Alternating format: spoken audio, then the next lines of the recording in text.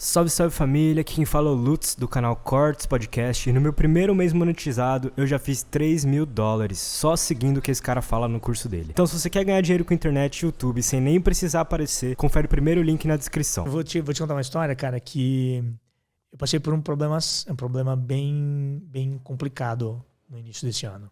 Eu tive um problema de saúde muito sério. Eu tive um AVC. Não sei se tu soube disso, sabia? Não sabia. Eu tive um AVC, cara. 36 anos, não bebo, não fumo, pratico esporte minha vida toda e tal, e eu tive um AVC.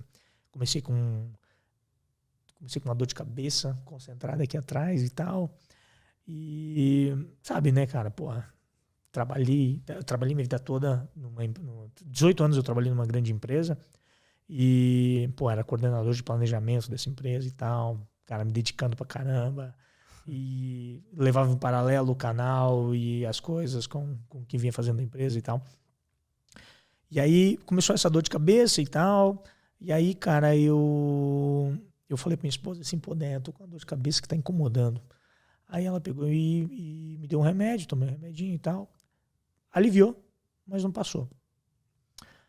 Aí, cara, eu tomei mais remédio e tal, beleza, mas eu tava com aquela dor de cabeça que não passava e só aumentava. E aí, isso era final de semana, segunda-feira fui trabalhar com aquela dor de cabeça, terça-feira fui trabalhar e tal, também ainda incomodado com aquilo, mas tava horrível na terça-feira, isso em fevereiro, aliás. Fui pra casa, que a minha esposa também teve um problema de saúde, daí eu fui pra casa, almoço com ela. Quando eu tô indo pro trabalho de volta, no meio do caminho, eu tava com aquela dor de cabeça ainda violenta, mas era só aqui, brother, só aqui. E aí eu espirrei. Quando eu espirrei, Lutz, eu tava dirigindo, aquilo tudo escureceu na minha vista, cara. Escureceu. E aí voltou aquela luz, sabe quando aquele escurece, daí volta tudo claro, assim, aquilo doendo. Tipo assim, cara, onde é que eu tô? E tal. Aí foi a primeira vez que nessa situação que o jiu-jitsu me ajudou. Que o jiu-jitsu te coloca em situações do qual você tem que manter a calma. Então, nesse momento... Estresse, de pressão, né? Nesse momento que eu tava dirigindo, porra, podia ter batido o carro, podia ter feito... Mas eu consegui me manter calmo nessa situação e mesmo ali não enxergando e tal, com muita dor, eu consegui ir até o hospital. Aí era uma rua em tese reta, assim, quase 2 quilômetros e tal. Eu consegui chegar lá, cheguei no hospital... Passei a tarde toda no hospital, fiz um monte de exame e tal, não descobri nada. Deram remédio, passou a dor. Aí a médica disse assim, olha, você com o seu estado, a gente não encontrou nada, fiz tomografia e tal, mas a gente recomenda que você procure um neurologista. Beleza. Vou procurar nada, né, brother? Já passou, porra, o que eu tinha? Beleza, eu vou trabalhar, falei com minha esposa e tal. Aí minha esposa, ela é um pouco teimosa, né? Graças a Deus que ela tem moda, então eu poderia não estar aqui. Ela disse assim, não, vamos investigar, vamos ver o que é isso aí, se tem plano de saúde e tal, tudo certo, vamos olhar o que é. Isso não é nada e tal, beleza.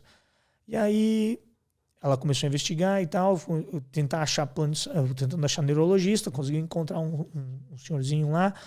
Aí eu fui lá no médico, expliquei tudo pra ele, e aí ele pegou, e aí daí voltou a dor de cabeça, voltou levezinha a dor de cabeça e tal.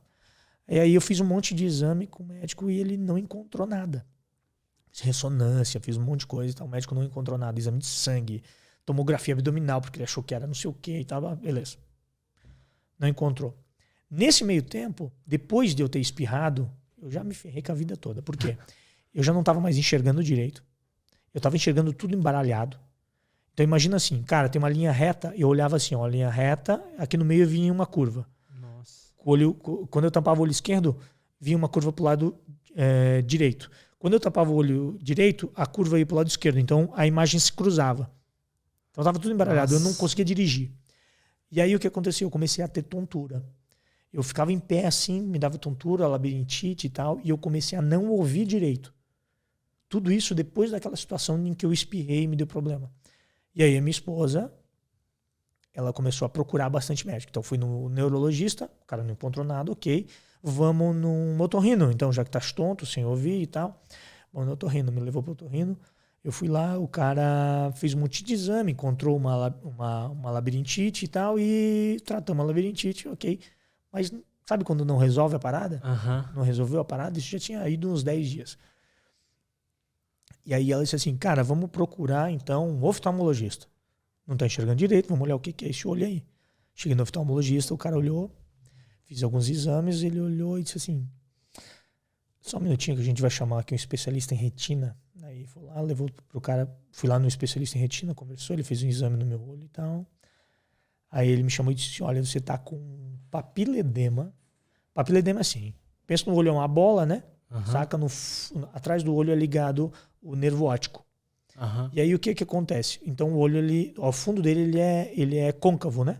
É convexo e côncavo, né? Convexo do lado de cá e côncavo do lado de cá. Então é conectado ao nervo óptico aqui atrás, que entra a luz, a retina transforma em imagem, joga para o cérebro, o impulso nervoso joga para o cérebro e ele decodifica a imagem. E aí o que estava acontecendo com o meu nervo óptico? Ele estava entrando para dentro da retina. Nossa. Caralho. E aí o que acontece? Quando ele vinha no exame dele, em vez de olhar a retina assim, ele olhava a retina aqui, fazia uma bola e aí vinha para o resto. Então isso ele chamava de papiledema pseudotumor. Ele está se comportando como um tumor, né? Mas ele não é um tumor, é um papiledema. E aí ele disse assim, olha, isso aqui é ocasionado em 99,9% das vezes por pressão intracraniana. E aí eu não posso fazer nada aqui, você primeiro precisa tratar a pressão intracraniana com um neurologista, que daí a gente não vai tentar identificar o que era. E daí, se não regredir, aí a gente vê o que faz. Vai com essa carta aqui, ele fez uma carta escrita à mão, urgente, bem assim, urgente, no neurologista, porque isso aqui pode te deixar cego. Eu me caguei todo, né? Aí eu fui pro neurologista, cheguei lá com essa carta, aí o cara o mesmo neurologista, daí me revirou de tudo quanto é jeito. Fez mais um monte de ressonância e tal. E angiorressonância com contraste de um tipo, não sei o que, um monte de coisa lá e tal. E aí, depois também de mais alguns dias, no final da ressonância, eu tive a informação. O médico pegou aquilo, né? Olhou e disse assim, agora não é mais comigo também. Vou ter que te indicar para um neurocirurgião.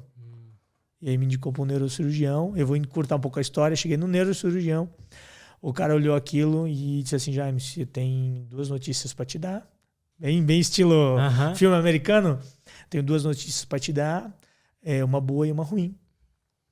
A ruim, meu amigo, é que você teve um AVC. E a boa é que ele é tratável. E a melhor ainda é que eu consigo tratar. Ele é tratável com cirurgia. Só que tem mais notícia ruim que a gente não pode fazer agora, que está no meio da pandemia. Então a gente vai ter que esperar para os hospitais fechados. Isso foi em março desse ano. Hospitais fechados e tal. A gente não pode fazer isso agora e tem que fazer depois. E você vai tomar um remedinho aqui, remédio e tal. E você tem que é repouso absoluto. Absoluto. Nem subir escada você pode. Porque qualquer situação dessa pode provocar uma ruptura e aí sim um derrame e tal assim. E aí, cara, o jiu-jitsu me ajudou nesse processo inteiro, tá? Nesse processo inteiro. Eu usei jiu-jitsu, golpe de jiu-jitsu nisso? Não usei jiu-jitsu. Mas, cara, eu tinha controle emocional para lidar com isso, com notícia, porque não é fácil você receber uma notícia dessa, né? Assim, pô, irmão, o médico olhou para mim assim, depois da cirurgia eu tava com uma estenose, que eles chamam estenose, tem uma veia, a artéria leva o sangue para os órgãos e a veia devolve para o coração. Então, a minha era na veia. Então, na veia tinha uma estenose de 95%. Estenose é um encurtamento, então tipo um bloqueio. Entendi. De 95%. Então, por 5% eu não estava morto ou em coma. Né? Caralho. Então, assim, o médico, depois de ter feito a cirurgia e tal, o médico olhou para mim e disse assim, cara, para você estar pior do que você estava só se você estivesse em coma. Nossa. E aí, o que eu aprendi com isso, Lutz? Eu acredito em Deus. Eu acredito que Deus olhou para mim e falou assim, eu cheguei até a beira, cara, de um lugar que, assim, se eu olhasse para a direita eu ficava cego. Se eu desse um passo a mais eu morria. Se eu ficasse pro lado direito podia ter sequela em função do AVC. Podia não estar andando, podia estar com o lado direito paralisado, podia estar todo ferrado. Deus pegou no meu braço e disse assim, tá vendo isso tudo aqui? Vou te dar mais uma chance, vem cá. E aí me tirou disso e hoje eu não tenho absolutamente nada. Nossa, que foda. Eu passei por isso sem ter nada. Eu não tive sequela alguma por isso. Atribuo ao jiu-jitsu, não tudo, obviamente. Acredito que Deus ajudou, sem dúvida nenhuma. Deus fez tudo isso por mim, claro. Mas o jiu-jitsu me deixou forte o suficiente para encarar isso, sabe? E aí, Lutz, depois dessa situação, cara, a minha vida mudou. Saca? Por quê? O que você sentiu depois disso? Porque primeiro que você tem que ficar em repouso um tempão, sem treinar, imagina, né? Sem treinar. Aí que vem um detalhe importante, cara. Eu treinava CrossFit. Sempre fui muito ativo. Treinei CrossFit minha vida toda e tal. E o jiu-jitsu, em algumas situações, eu tive lesão. Então, assim, por exemplo, eu tenho ligamento do tornozelo direito rompido parcial, do esquerdo rompido parcial, o colateral lateral do joelho direito parcial também e tal. E eu estava treinando CrossFit numa determinada situação, isso foi em setembro. E eu fiz um movimento no CrossFit lá, e eu acabei botando peso demais. O CrossFit, ele lesiona porque você acaba botando mais peso do que deveria e quer terminar mais rápido e acaba fazendo merda. Entendeu? É isso que acontece. O pessoal diz que CrossFit lesiona porque quem está fazendo muitas vezes é irresponsável. Eu fui irresponsável quando eu fiz aquele movimento, não devia ter feito. E aí o que aconteceu? Quando eu fiz o movimento, eu caí com o peso em cima do punho esquerdo. E aí a barra virou meu punho para trás, como se fosse uma mão de vaca. Quem treina jiu-jitsu vai saber o que é. Como se fosse uma mão de vaca e eu machuquei o punho. Machuquei o punho sério. E rompi ligamento também. E aí, em setembro, eu pensei assim, cara, porra, por que de novo, cara? Por que de novo, cara? Porra, lesionar o punho de novo, lesionei, rompi ligamento do tornozelo, do joelho, não sei o que, eu rompi. Aí eu tive que parar de treinar em setembro. Então eu parei de treinar CrossFit e parei de treinar jiu-jitsu. E aí o que aconteceu? Em janeiro, fevereiro, quando aconteceu, eu já não estava mais treinando. Então o que acontece, cara? Muitas vezes a gente pergunta para Deus e olha assim e diz o seguinte, cara, por que isso comigo agora? E a gente não entende o plano dele, saca? Uhum. Entendeu? Total. Então assim, cara, eu tenho muita certeza que isso era o plano de Deus, cara. Se eu tivesse continuado... Sente, né? Eu sinto, cara. Eu sinto isso. E eu vou te dar mais um exemplo do porquê que eu sinto isso. Então, assim, eu tive que parar de treinar. Eu fui obrigado a parar de treinar com uma lesão porque eu tive um AVC depois. Se eu tivesse treinando no ritmo que eu estava, jiu-jitsu quase todo dia, CrossFit, eu acordava 5:30 da manhã pra treinar CrossFit às 6, velho. Aí eu treinava 6 às 7, voltava pra casa, ia trabalhar, voltava, treinava jiu-jitsu, voltava, produzia conteúdo pro canal. Ia dormir meia-noite. Era assim minha rotina. Louca. E aí eu tive que parar de treinar. E aí eu comecei a produzir mais conteúdo e comecei a trabalhar mais e tal. E aí o que acontece naquele período final, eu estava trabalhando mais na empresa do que para mim e tal. Isso já é um outro papo que a gente pode emendar em seguida. E aí o que acontece? Então é isso. Eu fui forçado por uma situação externa a parar de treinar. E o porquê que eu te digo que Deus tem um plano, cara? Quando eu recebi o diagnóstico de AVC, que eu tive que parar de fazer tudo que eu estava fazendo, o médico disse assim, ó, a gente não sabe quando vai fazer tua cirurgia. Nós não sabemos, está tudo fechado. Então, a gente vai informar você quando for fazer, tá bom? Disse, beleza, então vai para casa, repouso, sem subir escada, ok. Minha esposa até brinca porque eu não queria nem lavar louça e tal. Ela começou a encher o saco. Eu disse assim, ordens médicas.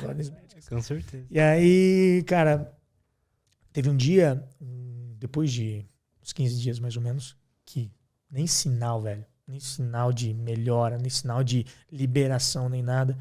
Domingo à noite, eu e minha esposa deitamos e a gente orou. E a gente pediu a Deus, assim, não que fizesse a cirurgia, ou não sei o que e tal. A gente pediu assim, ó, que quando fosse para receber a notícia da cirurgia, que fosse assim, ó, cara, eu quero a cirurgia de hoje para amanhã. Já, irmão, amanhã é a cirurgia, vamos fazer e tal. Porque se fizessem assim, ó, a cirurgia a gente vai marcar para daqui a 5 dias, não sei o quê. Aí a gente ia gerar uma expectativa dentro da gente e tal. E minha esposa tem problema de ansiedade, sabe? E é por isso mesmo, esse é o problema dela. E eu também, ia acabar dando problema. Então a gente pediu isso. Irmão, a gente terminou de orar, a gente dormiu.